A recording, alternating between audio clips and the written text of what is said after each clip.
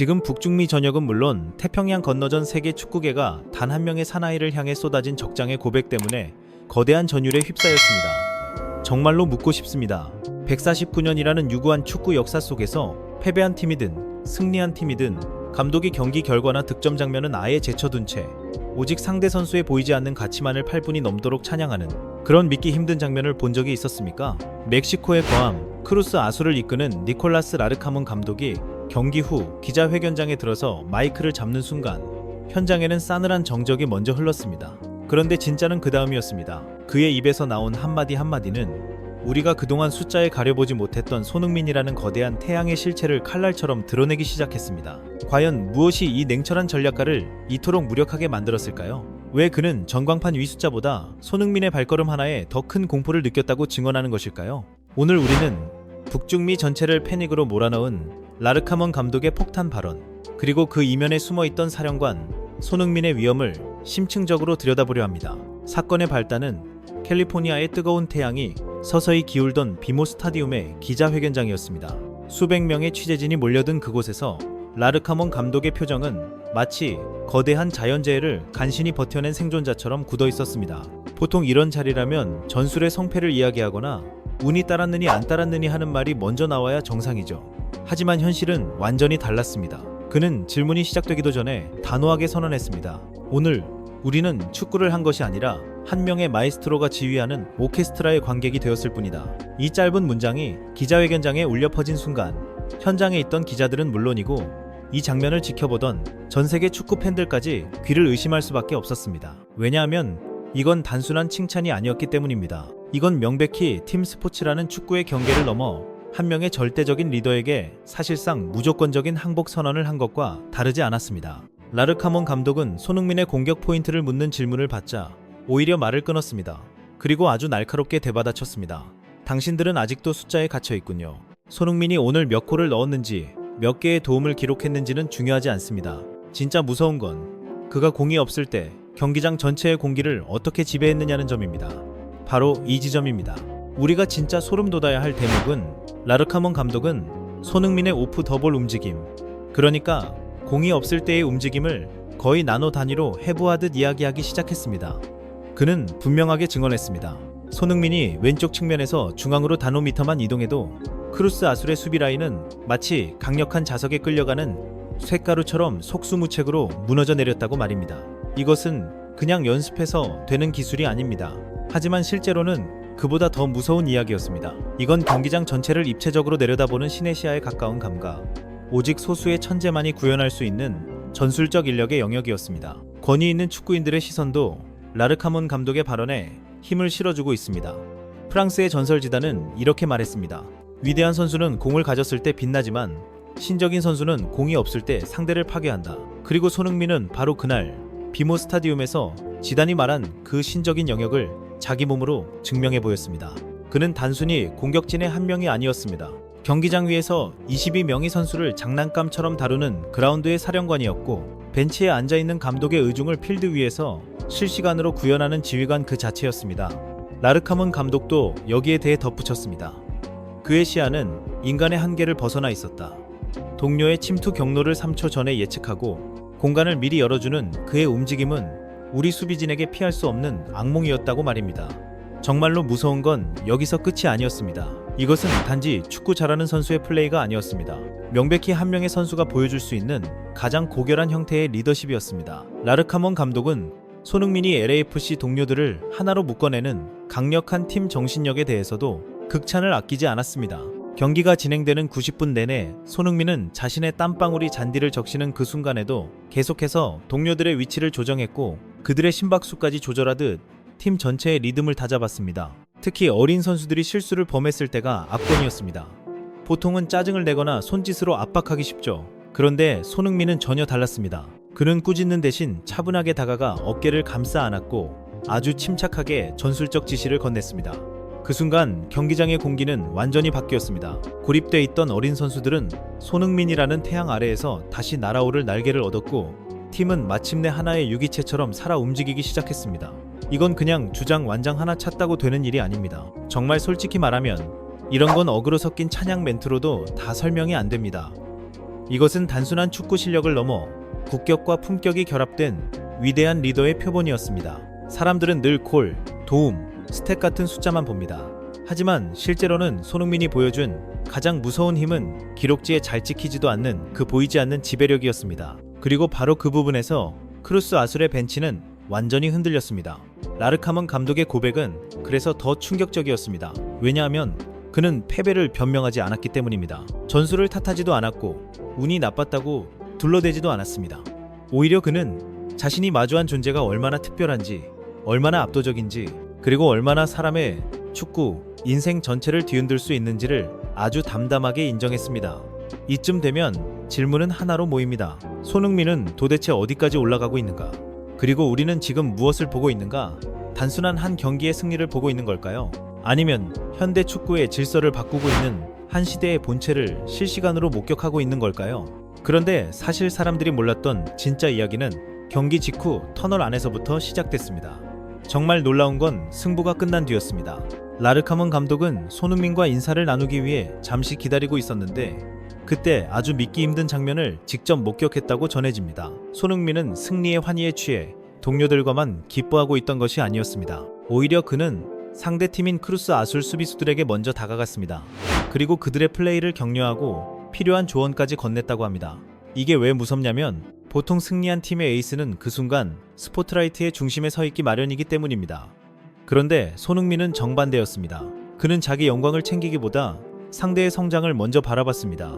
라르카먼 감독은 이 장면을 떠올리며 소름이 돋았다고 고백했습니다. 자신의 팀을 승리로 이끄는 것만으로도 이미 충분히 대단한데 그걸 넘어 상대팀 선수들까지 성장시키려는 태도를 가진 선수를 우리는 본 적이 없습니다. 그는 이 리그의 수준을 혼자서 끌어올리고 있습니다. 이 말은 절대 가벼운 찬사가 아닙니다. 하지만 실제로는 더 깊은 뜻이 숨어 있었습니다. 미국과 멕시코 언론이 동시에 패닉에 빠진 진짜 이유는 손흥민이 단순히 잘하는 선수가 아니라 자신이 서 있는 리그 전체의 기준을 통째로 끌어올리는 존재라는 점이었기 때문입니다.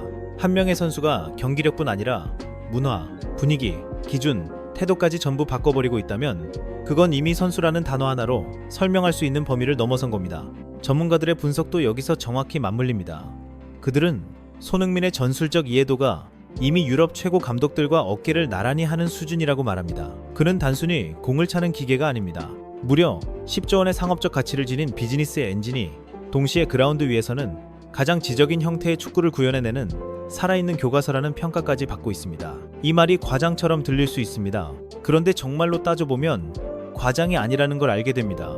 왜냐하면 손흥민은 자신의 존재만으로 경기의 방향을 바꾸고 팀의 정신 상태를 바꾸고 상대 감독의 언어까지 바꿔놓았기 때문입니다. 축구에서 가장 무서운 선수는 혼자 잘하는 선수가 아니라 주변 모든 사람을 재배치시키는 선수입니다. 그리고 바로 그 기준에 손흥민이 정확히 들어맞았습니다. 미국의 사회관계망 서비스는 그야말로 폭발했습니다. LA 현지 팬들은 우리는 오늘 소니의 골을 보러 왔지만 실제로는 위대한 지도자의 탄생을 보았다고 찬사를 쏟아냈습니다.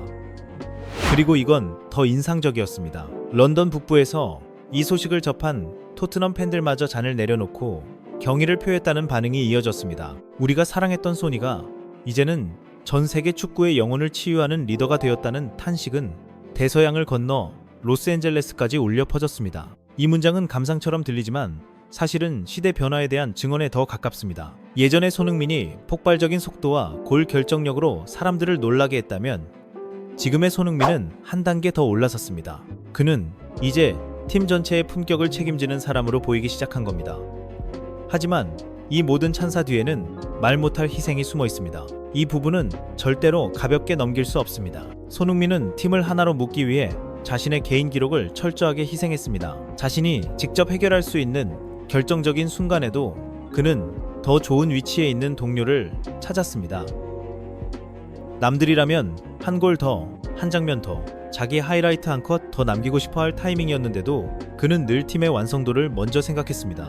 정말 솔직히 말하면 이런 선택은 밥줄처럼 중요한 개인 기록이 걸린 프로 세계에서는 더 어렵습니다. 특히 34살이라는 나이는 대부분의 선수들이 자기 커리어 하이만 계산하기 시작하는 시기입니다. 그런데 손흥민은 오히려 정반대의 길을 걷고 있습니다. 그는 축구라는 스포츠가 품고 있는 보편적 가치, 그러니까 리더십과 희생, 그리고 국격이라는 걸 전 세계의 몸으로 전파하고 있습니다. 랄프 랑닉 감독조차 과거 한국은 손흥민이라는 보석을 가졌지만 그를 빛나게 할 상자가 없다고 말한 적이 있습니다. 그런데 지금 LAFC에서 손흥민은 누가 상자를 만들어주길 기다리지 않습니다. 그가 직접 그 상자를 만들고 있습니다. 이게 진짜 무서운 점입니다. 환경이 받쳐줘야 빛나는 스타가 아니라 환경 자체를 새로 만드는 선수라는 뜻이기 때문입니다. 경기 종료 휘슬이 울리고 경기장 조명이 하나둘씩 꺼져갔지만 라르카몬 감독은 한참 동안 벤치를 떠나지 못했다고 합니다. 이 장면은 상징적입니다. 그는 단순히 패배를 곱씹은 게 아니었습니다. 자기 축구 인생 전체를 되돌아보게 만든 무언가를 마주한 사람처럼 그 자리에 남아 있었던 겁니다. 그리고 그는 나중에 측근들에게 이렇게 말했다고 전해집니다. 손흥민을 상대한 오늘, 나는 내 축구 인생에서 가장 큰 무력감을 느꼈지만 동시에 가장 큰 영감을 받았다. 그는 단순히 축구 선수가 아니다. 그는 승리라는 단어를 가장 품격 있게 정의하는 사나이다. 이 증언은 정말 차갑고도 강렬합니다. 왜냐하면 상대 감독의 입에서 나온 가장 솔직한 패배 인정이자 동시에 가장 높은 수준의 찬사이기 때문입니다. 국제 축구에서 손흥민의 위상이 어디까지 도달했는지 이보다 더 가혹하면서도 정확한 증언은 찾기 어려울 겁니다. 결론적으로 라르카몬 감독의 작심 발언은 우리에게 하나의 냉정한 진실을 던져줍니다. 우리가 손흥민의 골 소식에 일희일비하고 있을 때 정작 전 세계의 전문가들은 그가 잔디 위에서 보여주는 위대한 정신력과 전술적 지휘 능력에 더 큰 충격을 받고 있었다는 사실입니다. 손흥민은 단순히 도움을 주기 위해 미국에 온 것이 아닙니다. 그는 지배하기 위해 왔습니다. 그리고 축구라는 스포츠가 도달할 수 있는 가장 고결한 리더십이 무엇인지를 만천하에 보여주기 위해 이 무대에 선 것입니다. 우리는 지금 손흥민이라는 거대한 물결이 현대 축구의 패러다임을 바꾸는 역사적 순간을 실시간으로 목격하고 있습니다. 우리는 지금 손흥민이라는 시대와 함께 살고 있습니다. 그의 위대함은 숫자로 환산될 수 없는 영혼의 무게에 있습니다. 모두가 자기 이익을 위해 뛸 때 묵묵히 팀을 위해 헌신하고 감독이 전술을 놓치는 찰나의 순간에도 스스로 전술이 되어 팀을 구하는 저 사나이, 티에리 앙리가 던졌던 소니의 영혼을 죽이지 말라는 경고는 이제 미국 대륙에서 손흥민의 리더십을 경배하라는 찬양으로 바뀌고 있습니다. 그리고 바로 그 흐름 위에서 더 거대한 이야기 하나가 조용히 고개를 들기 시작했습니다. 지금 미국의 전역이 다시 거대한 충격과 환희에 휩싸인 이유는 단지 한 선수의 활약 때문만이 아니었습니다. 정말 큰 이야기는 이제부터 시작이었습니다. 지금 미국 전역이 거대한 충격과 환희에 휩싸였습니다. 단순히 한 선수의 이적설 때문이 아닙니다. 지난 149년 축구 역사에서 유례를 찾기 힘든 가장 뜨겁고도 아름다운 재회가 태평양 너머 로스앤젤레스에서 준비되고 있기 때문입니다. 전 세계 축구 팬들의 심장을 울렸던 토트넘의 황금기를 이끌었던 두 영웅 손흥민과 루카스 모우라가 다시 한솥밥을 먹게 될 것이라는 소식이 전해지자 각국 매체들은 사실상 정규 흐름을 끊고 이 소식을 긴급하게 타전하기 시작했습니다. 이건 단순한 전력 보강이 아닙니다. 몰락해 가던 팀을 일으켜 세운 왕 손흥민에게 그의 가장 충성스럽고도 강력한 기사가 합류한다는 선언이자 미국 프로축구 역사를 송두리째 뒤흔들 대격변의 시작으로 읽히고 있습니다. 도대체 무엇이 그들을 다시 불러 모으고 있는 걸까요? 오늘 우리는 그 이면에 숨겨진 단 하나의 진실을 들여다보려 합니다. 유력 스포츠 매체 ESPN은 2일 전 세계 축구계를 흔든 단독 보도를 내놨습니다. 사회관계망 서비스를 중심으로 루카스 모우라의 차기 행선지가 사우디아라비아의 아라흘리와 미국 메이저 리그 사커의 LAFC로 압축되고 있다는 소식이었습니다. 그런데 여기서 반드시 짚고 넘어가야 할 사실이 있습니다. 자본의 힘을 앞세워 전 세계 스타들을 쓸어모으던 사우디 리그가 정작 모우라 영입에는 공식 제안을 하지 않은 상태라는 점이 확인됐다는 것입니다. 관계자들에 따르면 사우디 쪽은 모우라 영입에 대해 어떠한 공식적인 제안도 하지 않은 상태였습니다. 하지만 실제로는 바로 이 지점에서 엄청난 반전이 시작됐습니다. LAFC의 반응은 사우디와 완전히 달랐습니다. 180도 달랐다고 해도 과장이 아닙니다. LAFC 수뇌부는 모우라에 대한 높은 관심을 수년째 유지해왔고 그가 상파울루로 복귀하기 전부터 이미 영입을 위해 치밀한 작전을 세워왔던 것으로 드러났습니다. 겉으로는 조용했습니다. 하지만 현실은 달랐습니다. 경기장 안의 공기는 차가웠어도 LAFC 관계자들의 눈빛은 그 어느 때보다 뜨거웠습니다. 현지 관계자들은 LAFC가 다시 모우라에게 접근하는 것은 전혀 놀라운 일이 아니라고 입을 모았습니다.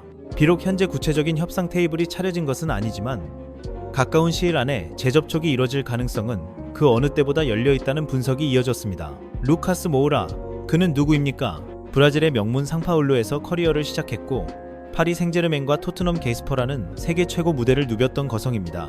특히 2018 2019 시즌 유럽 축구 연맹 챔피언스리그 준결승 아약스를 상대로 기록했던 기적 같은 해트릭은 지금도 수많은 축구 팬들의 뇌리에 선명하게 남아 있습니다.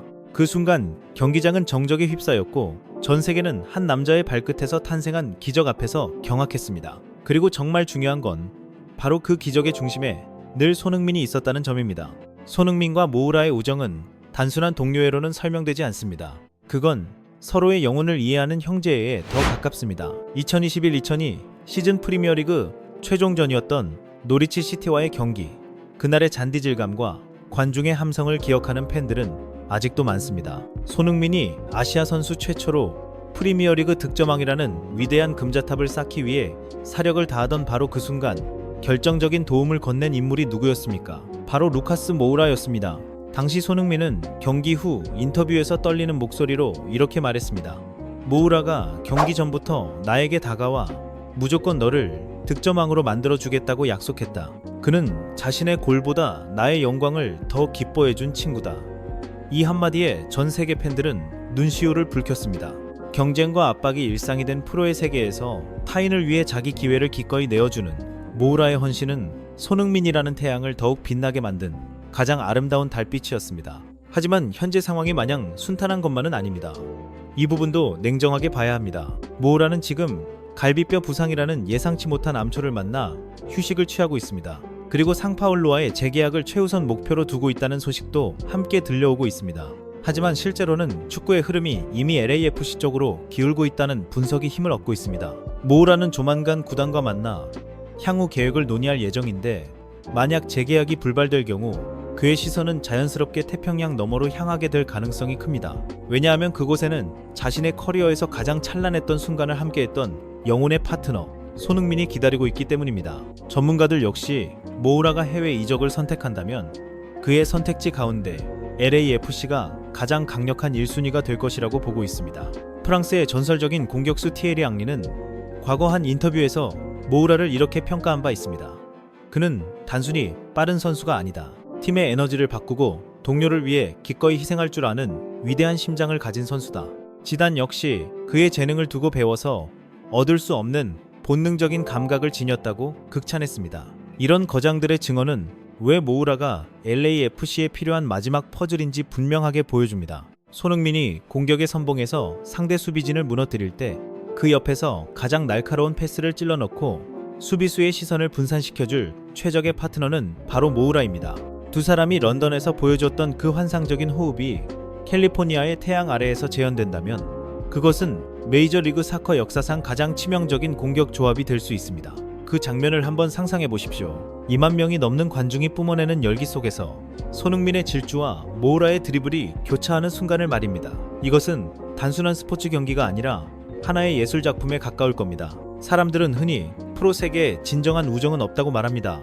하지만 손흥민과 모우라는 그 편견을 정면으로 깨부수고 있습니다. 수천억 원의 연봉을 제시하는 사우디의 유혹도 고향팀에 대한 애착도 결국 함께 뛸 때 가장 행복하다는 본연의 가치를 이기기 어려울 것이라는 말까지 나오고 있습니다. 관계